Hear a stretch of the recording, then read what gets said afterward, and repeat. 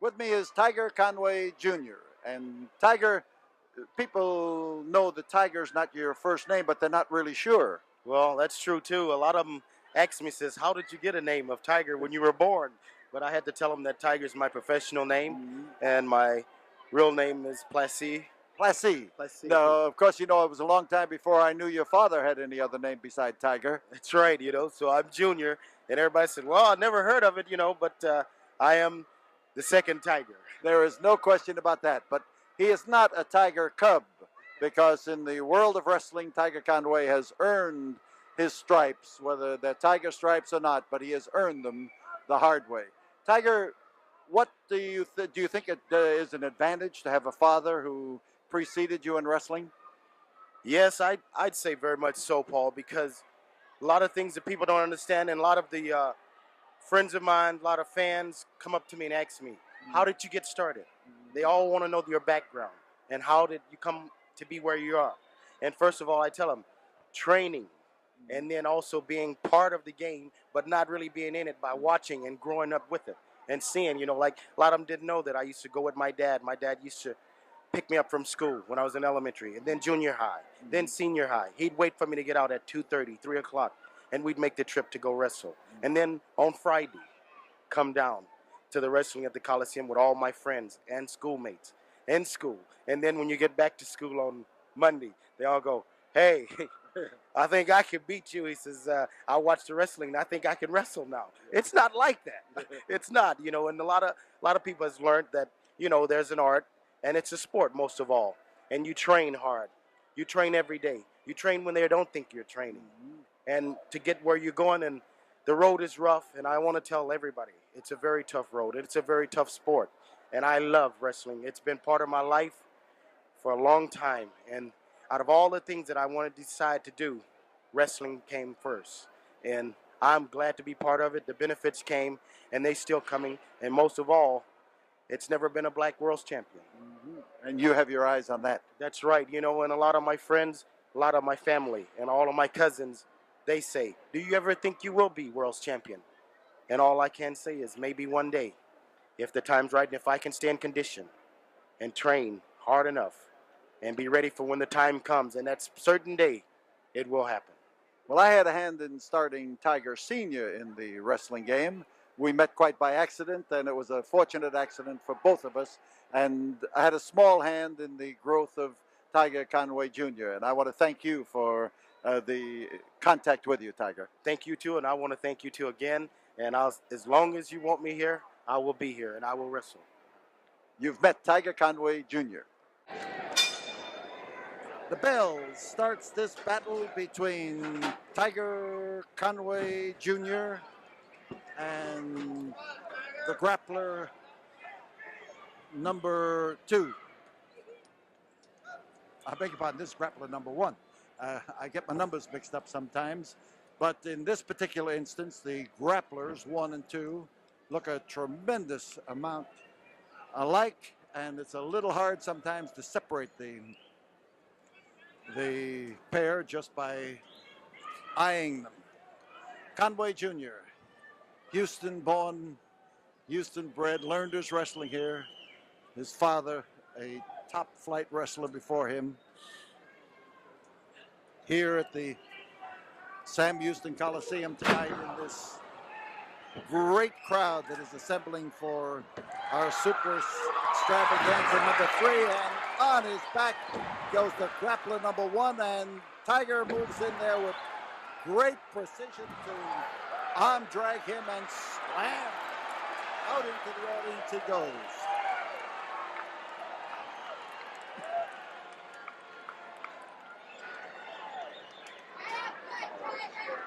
So Grappler number 1,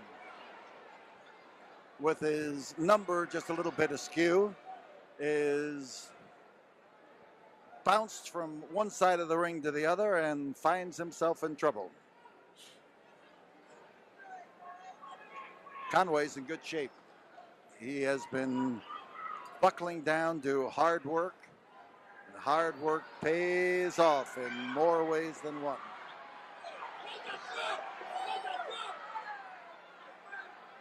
You see that reaching out for the interlocking finger grip, slipping fingers in between the other man's, and of course trying to add just a little bit of a contest in who's got the strongest hand. And once a man concentrates on that, you go after his legs or you make some other move that's going to further your career. Test the strength, test of balance, test of who's going to make some use of the bending back of the hands and the twisting of the fingers. The struggle now as Conway tries to ease things down in the direction of the floor.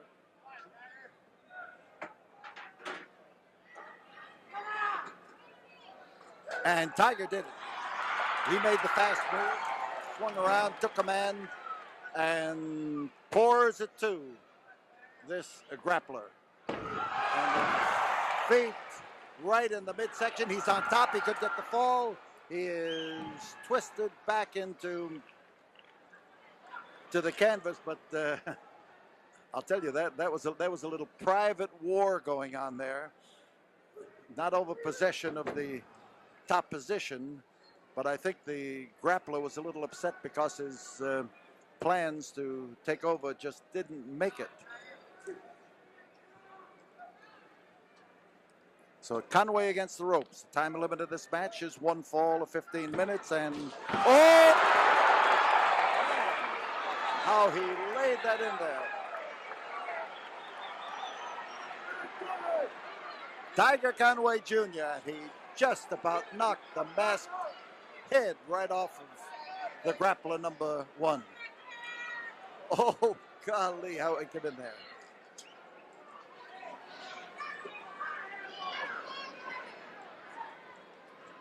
So Conway moves around in circles, eyes his opponent, tries to come up with the advantage inside the ring.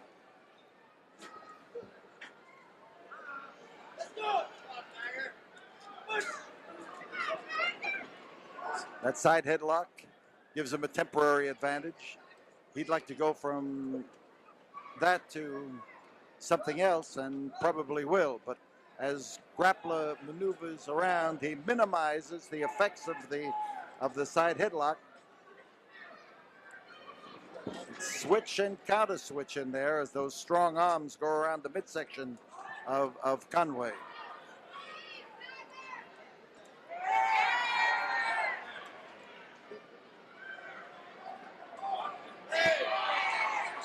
So Conway being pushed across the ring, and oh, he hit solid, he hit hard.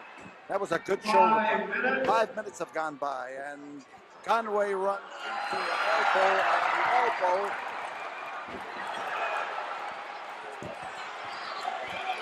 but a headbutt. And the crowd listened to the uproar and this enthusiasm. Crowd here at the Sam Houston Coliseum in Houston, Texas.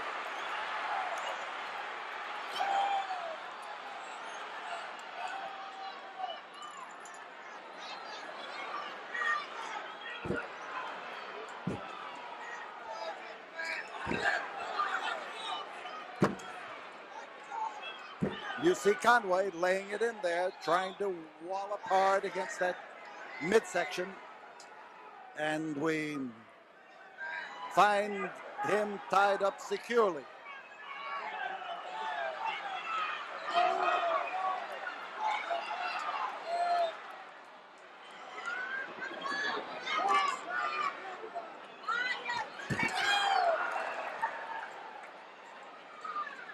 Conway now stepping in to drive that headbutt in there, trying to straighten out the grappler and smashing him home.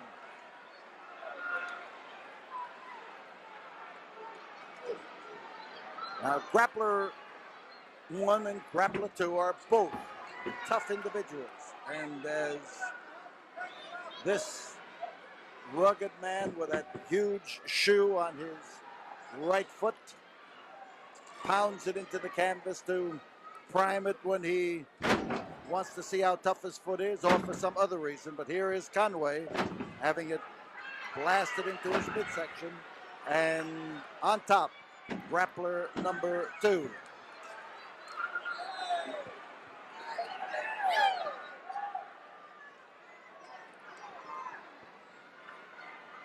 Front headlock, and he laid that set of knuckles right smack alongside the jaw. He hauled off and put it in there. Give and take.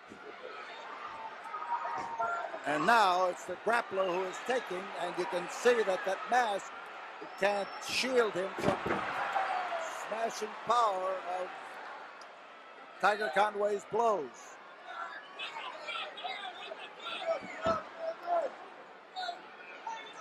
That was the right foot, that heavily built up boot. The man carries a cane and claims that one leg is shorter than the other. We're not disputing his claim. We're merely pointing out that he does pretty well with that leg in everything he does.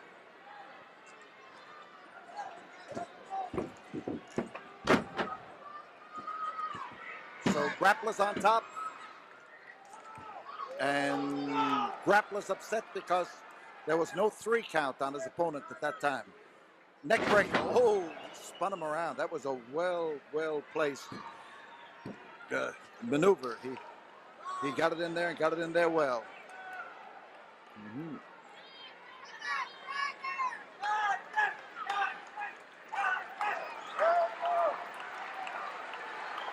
Conway's fans getting in there. Conway's fans trying to rouse him so that he can get out of this version of the sleep hold that is in danger of cutting off the supply of blood to the brain.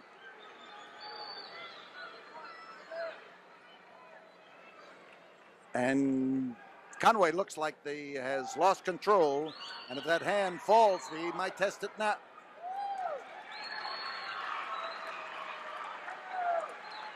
Conway showing that he's got control of his faculties. Conway showing that he's going to be making a move, and he's got something with which to do it.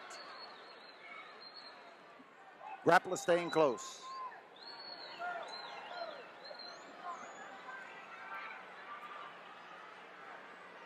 As he rousts Conway's head around, you see the manner in which that head is being worked.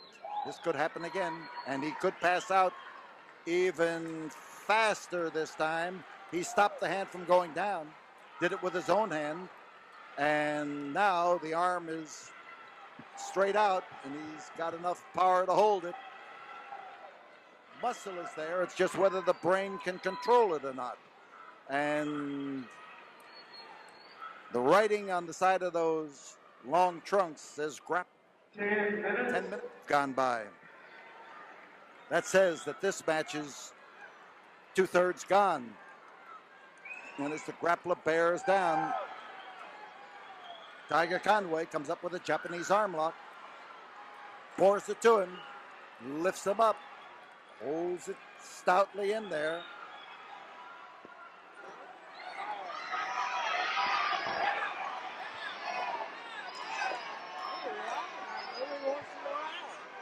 And the referee thinks he caught him at a chokehold, but it didn't quite make it.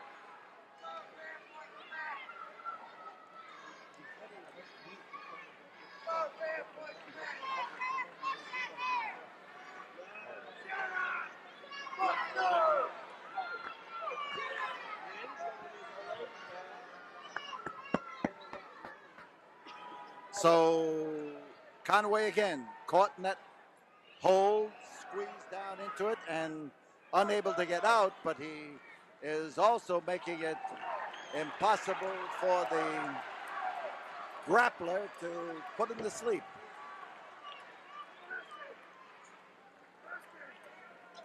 Grappler is shouting to the referee since he can't get the Tiger asleep. He's telling him to ask him, which is the long time wrestler's way of saying, I think I got him, and he's ready to quit. Doesn't always mean that the man is. It's just psychological effect.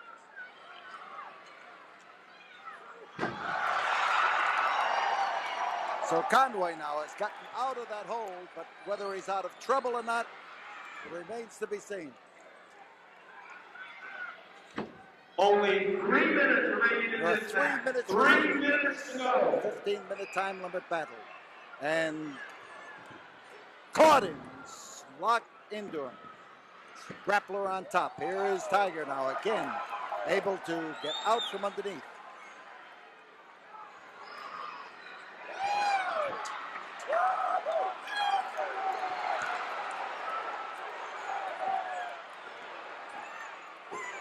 Hot exchange, and those wallops are landing with tremendous authority. And that's shaking Grappler number 1 right down into his boots.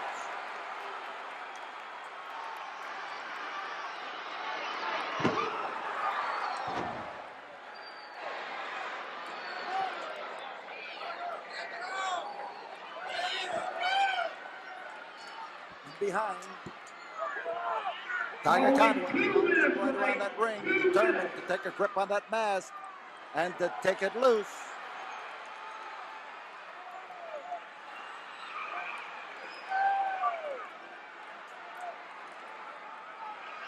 And he may have succeeded in turning that mask. He's got it, the can't see. It is turned around on the Grappler's face and hides his eyes as Tiger Conway comes in, and now he goes after the mask, determined that he's going to take it off, ready to rip it off, ready to rip it loose. And I'm looking to see what he's going to accomplish right now. Man in behind, Grappler ripped him across the face and ripped it hard. Laying it in there with solid. Only 1 minute, 60 There's a minute seconds remaining remaining. in this match.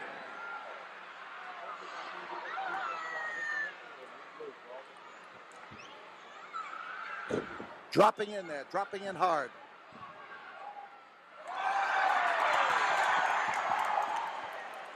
And Conway was lucky to reach out, but as Grappler dropped in there, dropped in with his knee, he struck the hard head of Tiger Conway Jr. 30 seconds remain. There's still time for a pin as he tosses him up, over and down. And, well, Grappler proved that he can take it. He convinced me that he's dangerous for every minute that he's in that ring. I thought Conway was going to rise to the moment. Body slam, power slam, and the bell ring. The referee's decision. 15-minute time limit having expired. Referee Jerry Usher declares this match a draw. It's a draw. We'll be back in a moment. Well, they want another moment, and they're getting some of it. Tiger lays it in. We'll be back after this word from the studio.